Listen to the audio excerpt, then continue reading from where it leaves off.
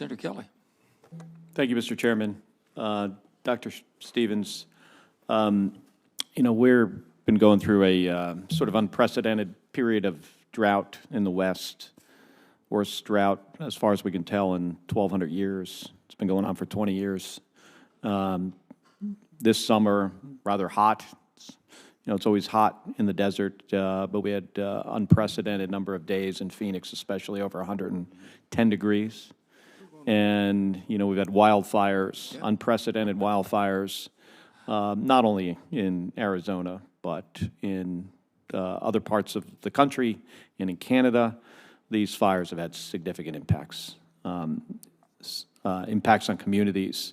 And it's been clear to me that we have to leverage every tool at our disposal to mitigate these disasters, but also look for opportunities here to promote forest restoration, which has an impact on these. We have a big ponderosa pine forest in Arizona, biggest in the world, in fact.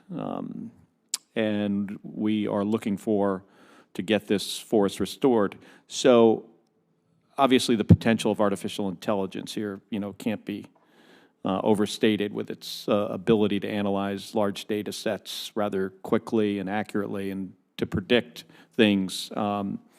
CAL FIRE is conducting a pilot program using AI to help with the early detection of wildfires. So my question to you is twofold.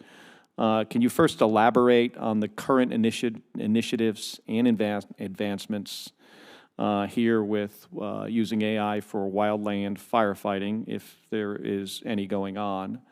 And then secondly, a little bit about looking ahead to how your laboratory envisions collaborating with other government agencies and the private sector. Sure. So thank you for that question. So we're quite familiar with the CAL FIRE effort and our colleagues in San Diego who've been very involved in building some of the technology for that. It's a really challenging problem. As you know, fires start with smoke often, and AI trying to detect from cameras on mountaintops and from other vantage points, early examples of fire often get confused by fog or by tractors stirring up dust or something like that. So there's a need to really improve the AI algorithms that are interpreting images, maybe to upgrade the technology so we get both infrared imaging as well as visible light imaging, and really realize it's going to take some time to fully deploy AI and re-engineer how the processes in CAL FIRE and the whole teams will use that AI to be more efficient, right? Ultimately, the AI can put more computer-based eyeballs on the territory than humans could ever look at the monitors and so on. And so I think the long-term impact of AI in firefighting and in disaster management in general is going to be huge. AI can also synthesize and fuse information from remote sensing, from satellites, from on ground, from reports from people texting or tweeting or cameras, and from the workers, firefighters on the ground into a common database that tells us exactly what's going on. And I think that's going to be critically important as we go forward to scale up firefighting efforts. The national labs have been involved in trying to model and simulate fire in the West in particular. Los Alamos has had a very large program for many years trying to build simulations that would predict the likelihood of fires and to be able to understand the amount of flammable material that's accumulating through the forests and so forth.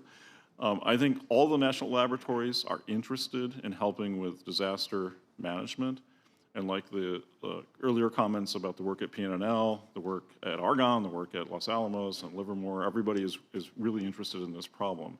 I think what we need to work out is how we partner between the federal and the state and local that have often the responsibility for this into a structure that really advances both AI, but also takes a practical look at what, we have to try lots of things and not everything's going to work, and then adjust our strategy to focus on what works. Do you know the specifics of the AI algorithm, and are they trying to incorporate lightning detection into it? Because obviously a lot of forest fires start with lightning, and we know where lightning occurs. That's right. So we can detect lightning through the EM spectrum, right, through electromagnetic stuff.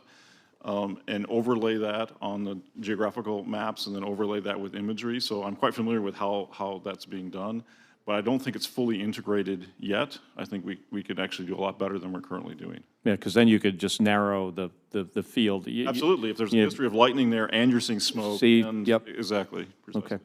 All right, well, thank you. Senator,